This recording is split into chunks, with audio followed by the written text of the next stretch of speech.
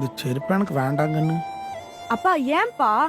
அட நீ பட்டணத்துல படிக்க போனா நம்ம பழனிமலை முருகன் கோயிலுக்கு 108 நாள் விரதம் இருந்து நடந்தே வந்து வள்ளி கும்மி வடிக்கணும்னு வேண்டிக்கிறேன். இதை வாங்கிட்டு போய் வீட்டுக்குள்ளே வைக்க முடியும், வாசல்ல போட்டா வைக்கப்பட்டு வெடிச்சு போவே. மக்க அதை வாங்கிக்கலாம் போ. எங்க போகுது போசாமி போய் வச்சுட்டு பாப்போம். தங்கம் போகுமாமா, என் ராஜாத்தி போகுமாமா. இந்த செருப்பு எடுத்து கழிச்சிட்டா இந்த செருப்புக்கு சரியா இருக்குமான்னு பாருங்கன்னு.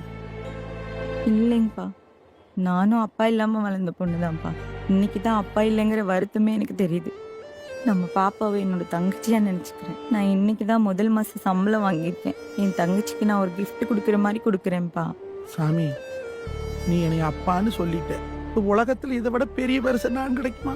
அப்ப கொடுக்கற நல்லா. இந்த பணத்தை வாங்கிக்காயா.